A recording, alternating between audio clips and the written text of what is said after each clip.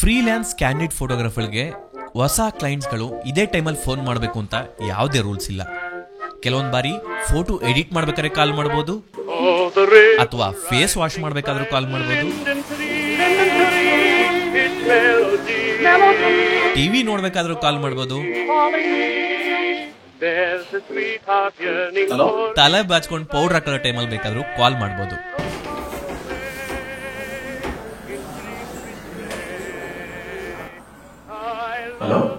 ನಿಮಗೆ ಕಾಲ್ ಮಾಡ್ತಕ್ಕಂತಹ ಕ್ಲೈಂಟ್ಸ್ಗಳು ಅವರ ವೆಡ್ಡಿಂಗ್ ಆಗಿರ್ಬೋದು, ಪ್ರೀ ವೆಡ್ಡಿಂಗ್ ಆಗಿರ್ಬೋದು, ಅಥವಾ ಮೆಟರ್ನಿಟಿ ಶೂಟ್ ಆಗಿರ್ಬೋದು, ಅಥವಾ ಅವರ ಫ್ಯಾಮಿಲಿ ಕಿಡ್ಸ್ ಪೋರ್ಟ್ರೇಟ್ಸ್ ಆಗಿರ್ಬೋದು. ಯಾವುದೇ ಟೈಮಲ್ಲಿ ಫೋನ್ ಮಾಡಿದ್ರು ಕೂಡ ನೀವು ಅವ್ರಿಗೆ ಹೇಳಬೇಕಾಗಿರೋದು,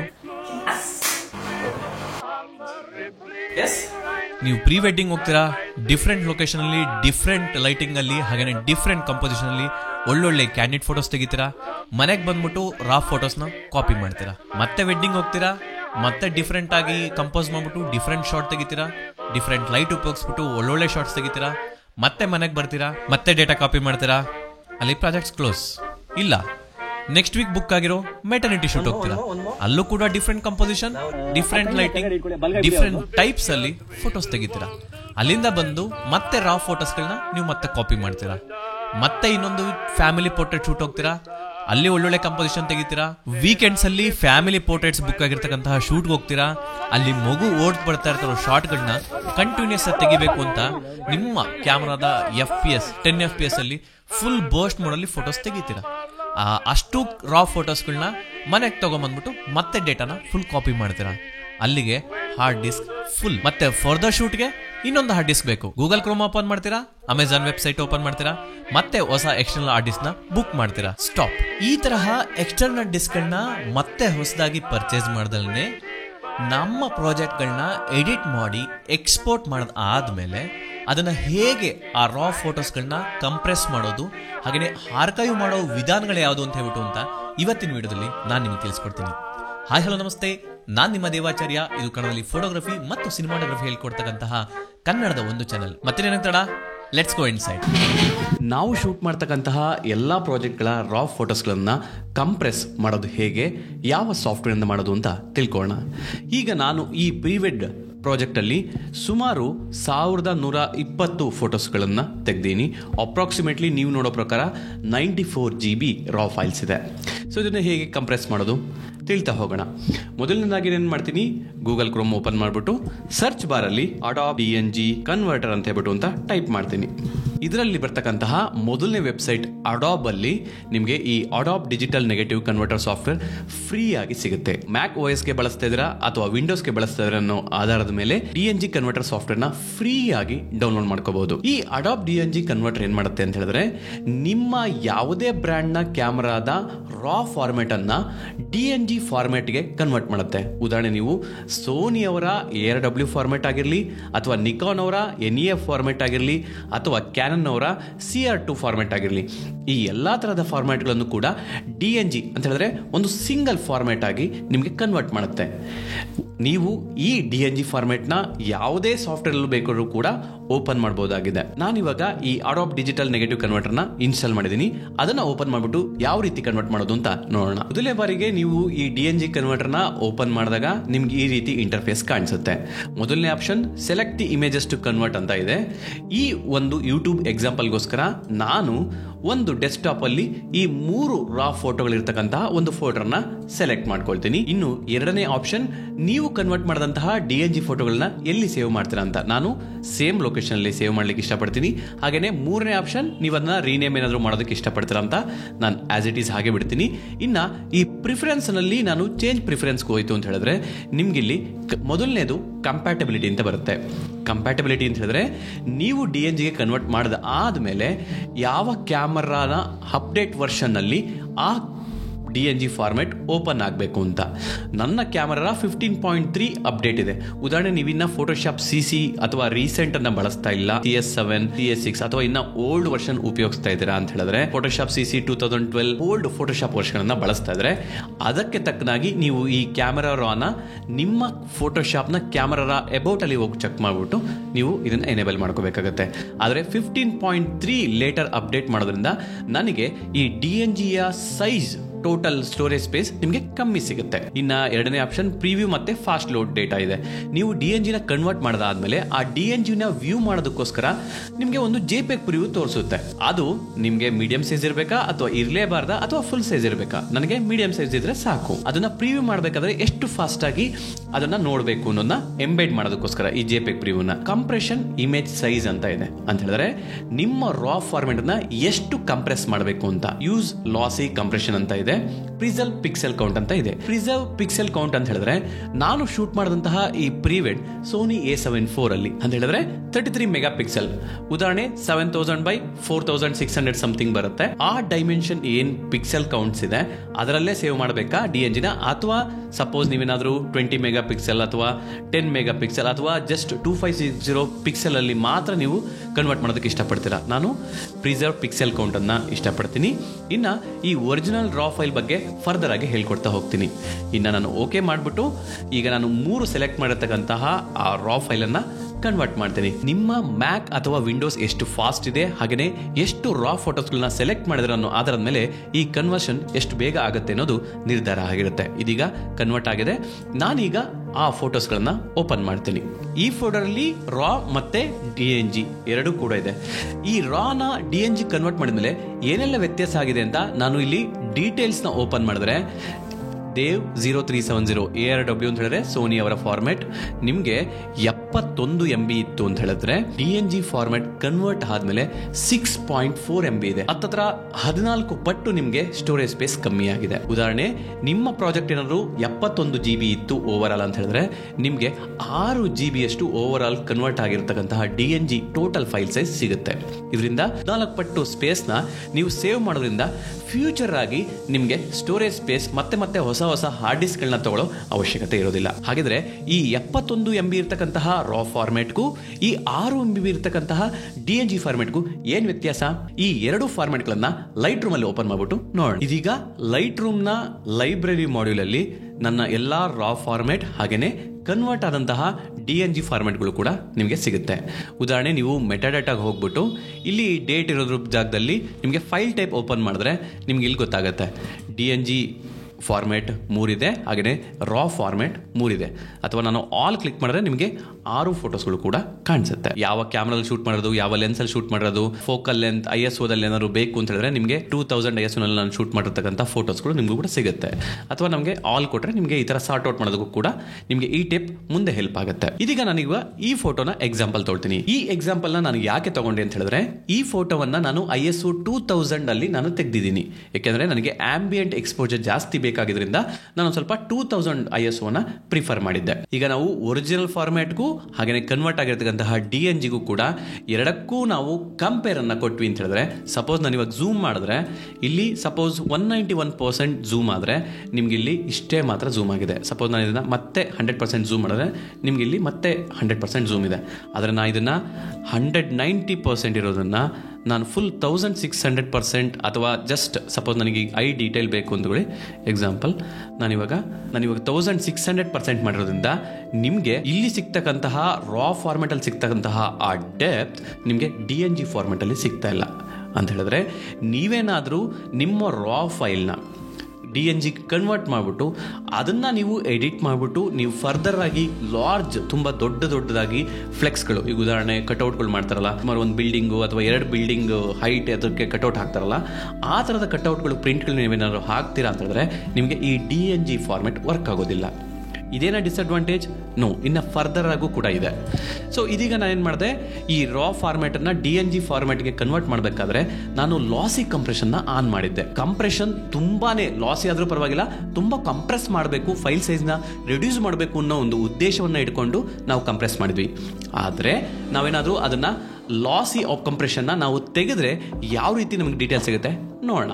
ಅದಕ್ಕೋಸ್ಕರ ನಾನು ಮತ್ತೆ ಇನ್ನೊಂದ್ಸಲ ನಾನು ಅಡಾಪ್ DNG ಕನ್ವರ್ಟರ್ಗೆ ಹೋಗಬೇಕಾಗಿರೋ ಅವಶ್ಯಕತೆ ಇಲ್ಲ. ಯಾಕೆ ಅಂತ ಹೇಳಿದ್ರೆ ಕನ್ವರ್ಟ್ ಮಾಡ್ತಕ್ಕಂತಹ ಆಪ್ಷನ್ ಲೈಟ್ ರೂಮಲ್ಲಿ ಇನ್ಬಿಲ್ಟ್ ಆಗಿದೆ.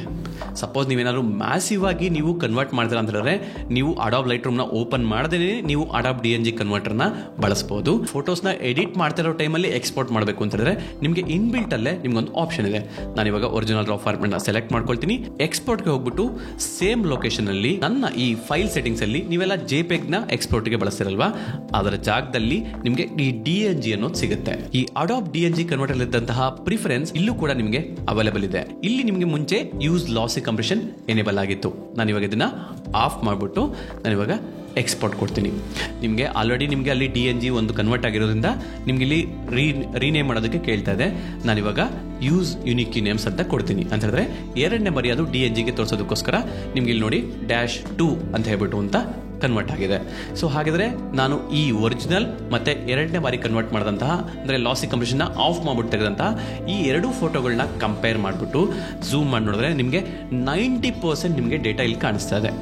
ಡೀಟೇಲ್ಸ್ ಸ್ವಲ್ಪ ನಿಮಗೆ ಎರಡರಲ್ಲೂ ಕೂಡ ವ್ಯತ್ಯಾಸ ಗೊತ್ತಾಗುತ್ತೆ. ಬಟ್ ಸ್ಟಿಲ್ ನೀವು ದೊಡ್ಡದಾಗಿ ಈವನ್ ಫ್ಲೆಕ್ಸ್ ಪ್ರಿಂಟ್ ಹಾಕಿದ್ರೂ ಕೂಡ ನಿಮ್ಗೆ ಅಷ್ಟು ಡೀಟೇಲ್ಸ್ಗಳು ಲಾಸ್ ಆಗೋದಿಲ್ಲ. ನಾವು ಲಾಸಿ ಕಂಪ್ರೆಷನ್ ಮಾಡಿದಾಗ 6 MB ಬಂತು.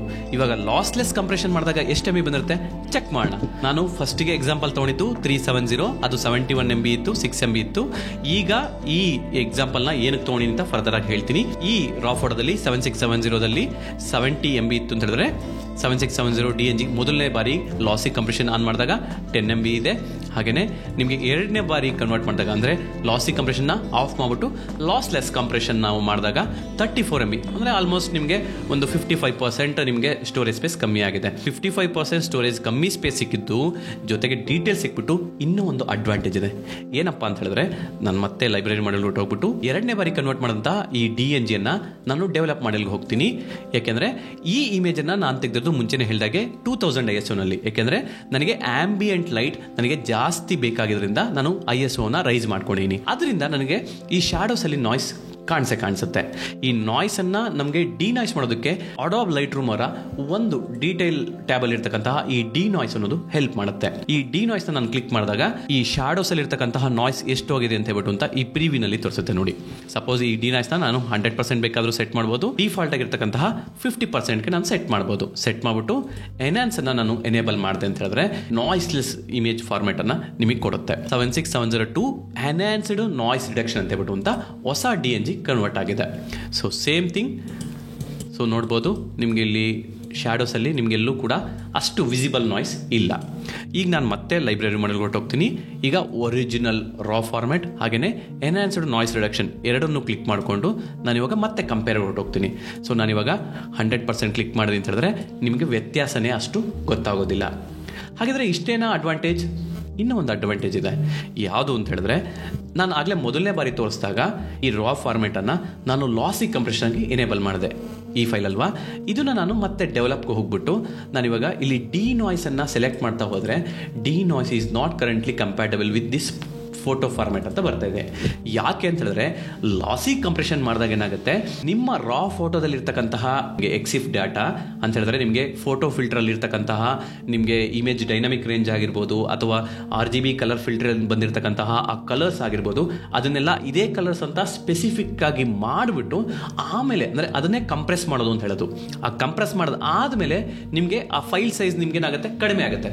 ಉದಾಹರಣೆ ಅಷ್ಟು ಇನ್ಫಾರ್ಮೇಶನ್ಗಳನ್ನ ಫ್ಲಾಟ್ ಮಾಡಿಬಿಟ್ಟು ನಿಮಗೆ ಆಗಿ ಕಂಪ್ರೆಸ್ ಮಾಡೋದ್ರಿಂದ ನಿಮಗೆ ಈ ಡಿ ನಾಯ್ಸ್ ಆಪ್ಷನ್ ನಿಮಗೆ ಎನೇಬಲ್ ಆಗೋದಿಲ್ಲ. ಅದನ್ನು ನಾವು ಲೈಬ್ರರಿ ಮಾಡಲ್ ಅಲ್ಲಿ ಚೆಕ್ ಮಾಡಬಹುದು. ಉದಾಹರಣೆ ನಾನು ಇವಾಗ ಲೈಬ್ರರಿಗೆ ಹೊರಟೋಗ್ತೀನಿ.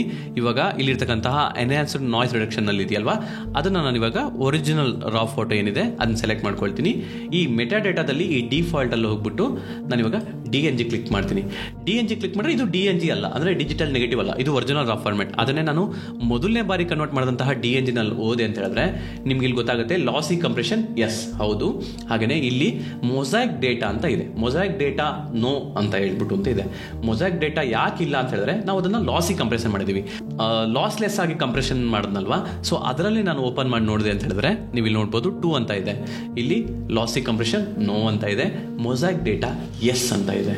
ಅಂತ ಹೇಳಿದ್ರೆ ನಿಮಗೆ ಅನ್ಕಂಪ್ರೆಸ್ಡ್ ಆಗಿದ್ದಾಗ ನಿಮಗೆ ಈ ತರದ ಲೈಟ್ ರೂಮ್ ಅಥವಾ ಫೋಟೋಶಾಪ್ ಅಥವಾ ಈ ಅಡೋಬ್ ಅವರ ಫೀಚರ್ಸ್ಗಳು ಮುಂದೆ ಬರ್ತಕ್ಕಂತಹ ಫೀಚರ್ಸ್ಗಳನ್ನ ಬಳಸೋದಕ್ಕೆ ನಿಮಗೆ ಅನುಕೂಲ ಆಗುತ್ತೆ. ತುಂಬಾ ಹೈ ISO ನಲ್ಲಿ ಫೋಟೋಸ್ಗಳನ್ನ ತೆಗೆದಿದ್ರೆ ನಾಯ್ಸ್ ರಿಡಕ್ಷನ್ ಅಪ್ಲೈ ಮಾಡಬೇಕು ಅಂತ ಹೇಳಿದ್ರೆ ನೀವು ಆ ಲಾಸಿ ಕಂಪ್ರೆಷನ್ ನ ಡಿಸೇಬಲ್ ಮಾಡಿಬಿಟ್ಟು ಕಂಪ್ರೆಸ್ ಮಾಡಬೇಕಾಗುತ್ತೆ. ಆದರೆ ಅದರ ಜೊತೆಗೆ ನಿಮಗೆ ಹಾಫ್ ಆಫ್ ದಿ ಸ್ಪೇಸ್ ಅಷ್ಟೇನೆ ಕೂಡ ನಿಮಗೆ ಕಮ್ಮಿ ಆಗುತ್ತೆ. ಹಾಗಿದ್ರೆ ಅಷ್ಟೇನಾ ಸ್ಟೋರೇಜ್ ಸ್ಪೇಸ್ ಕಮ್ಮಿ ಆಗೋದು ಅಂತ ಹೇಳಿದ್ರೆ ಇನ್ನೂ ಒಂದು ಟ್ರಿಕ್ ಇದೆ. ಸಪೋಸ್ ನಾನಿವಾಗ ಇನ್ನೊಂದು ನಾಯ್ಸ್ ರಿಡಕ್ಷನ್ ಅಪ್ಲೈ ಮಾಡಿಬಿಟ್ಟು ಒಂದು DNGನ ಕನ್ವರ್ಟ್ ಮಾಡೋದನ್ನ ಅದರಲ್ಲಿ ಓಪನ್ ಮಾಡಿದ್ರೆ ನೀವೇ ಮೊಸೈಕ್ ಡೇಟಾ ಎಸ್ ಅಂತ ಇದೆ ಅಂತ ಹೇಳಿದ್ರೆ ಡಿನಾಯ್ಸ್ನ ಅಪ್ಲೈ ಮಾಡೋದಕ್ಕಿಂತ ಮುಂಚೆ ಇದ್ದಂತಹ ಫೈಲ್ ಸೈಜ್ 36 MB. ನಾನು ಡಿನಾಯ್ಸ್ ಅಪ್ಲೈ ಮಾಡಿದಾದ್ಮೇಲೂ ಕೂಡ ಎಷ್ಟು MB ಇರುತ್ತೆ ಅಂತ ಚೆಕ್ ಮಾಡೋಣ. ನೋಡೋಣ. ನಾನು ಇವಾಗ ಮತ್ತೆ ನನ್ನ ಇಮೇಜ್ ಇದಕ್ಕೆ ಹೋಗ್ತೀನಿ. ಇದರಲ್ಲಿ ನೋಡ್ಬೋದು ನಿಮಗೆ ಒರಿಜಿನಲ್ ರಾ ಫಾರ್ಮೆಟ್ 70 MB ಇತ್ತು ಅಂತ ಹೇಳಿದ್ರೆ ನಿಮಗೆ ಲಾಸಿ ಕಂಪ್ರೆಷನ್ ಆಗಿರ್ತಕ್ಕಂತಹದ್ದು ನಿಮಗೆ 34 MB ಇದೆ. ಅದರ ಜೊತೆಗೆ ಎನ್ಹಾನ್ಸ್ಡ್ ನಾಯ್ಸ್ ರಿಡಕ್ಷನ್ ಆಗಿರ್ತದ್ದು 74 MB ಆಗಿದೆ. ಅಯ್ಯೋ, ಒರಿಜಿನಲ್ ರಾ ಫಾರ್ಮೆಟ್ಗಿಂತಲೂ ಈ ಎನ್ಹಾನ್ಸ್ಡ್ ನಾಯ್ಸ್ ರಿಡಕ್ಷನ್ ಯಾಕೆ 74 MB ಆಗಿದೆ? ಸೊ ಆವಾಗ ಏನು ಮಾಡಬೇಕು, ಈ ನಾಯ್ಸ್ ರಿಡಕ್ಷನ್ ಎನ್ಹಾನ್ಸ್ ಆಗಿರ್ತಕ್ಕಂತಹ ಈ ಫಾರ್ಮೆಟನ್ನು ಮತ್ತಿನ್ನೊಂದು ಬಾರಿ ನಿಮಗೆ ಮತ್ತೆ ಲಾಸಿ ಕಂಪ್ರೆಷನ್ನ ಎನೇಬಲ್ ಮಾಡಿಕೊಂಡು ನಾನು ಇವಾಗ ಏನು ಮಾಡ್ತೀನಿ, ಈ ರೀನೇಮ್ಗೆ ಹೊರಟೋಗ್ತೀನಿ. ಫೈಲ್ ನೇಮ್ನ ಮತ್ತೆ ಕಸ್ಟಮ್ ನೇಮ್ ಮತ್ತೆ ಸೀಕ್ವೆನ್ಸ್ ಕೊಟ್ಬಿಟ್ಟು ಅಥವಾ ಫೈಲ್ ನೇಮ್ ಕೊಟ್ಬಿಟ್ಟು ನಾನು ಅದನ್ನು ಹೋಗ್ಬಿಟ್ಟು ಎಡಿಟ್ ಕೊಟ್ಬಿಟ್ಟು ಈ ಫೈಲ್ ನೇಮ್ನ ಜೊತೆಗೆ ನಾಯ್ಸ್ ರಿಡಕ್ಷನ್ನ ಅಪ್ಲೈ ಮಾಡಿರ್ತಕ್ಕಂಥದ್ದು ಕಂಪ್ರೆಸ್ ಮಾಡಿರ್ತಕ್ಕಂಥದ್ದು ಅಂತ ಒಂದು ನೇಮ್ ಕೊಡ್ತೀನಿ. ನಾನು ಡನ್ ಕೊಟ್ಬಿಟ್ಟು ಅದನ್ನ ಎಕ್ಸ್ಪೋರ್ಟ್ ಮಾಡಿದೆ ಅಂತ ಹೇಳಿದ್ರೆ ನಮಗೆ ಈ ನಾಯ್ಸ್ ರಿಡಕ್ಷನ್ ಎನ್ಹಾನ್ಸ್ ಆಗಿರ್ತಕ್ಕಂತಹ DNG ಇನ್ನೊಂದು ಬಾರಿ ಲಾಸಿಯಾಗಿ ಕಂಪ್ರೆಷನ್ ಆಗುತ್ತೆ. ಸೊ ನಾನಿವಾಗ ಅದನ್ನು ಮತ್ತೆ ಲೈಬ್ರರಿ ಮಾಡೆಲ್ಗೆ ಹೊರಟೋಗ್ಬಿಟ್ಟು ನಾನು ಇಲ್ಲಿ ನೋಡ್ಬೋದು, ಇಲ್ಲಿ ಹೊರಟೋಗ್ತೀನಿ.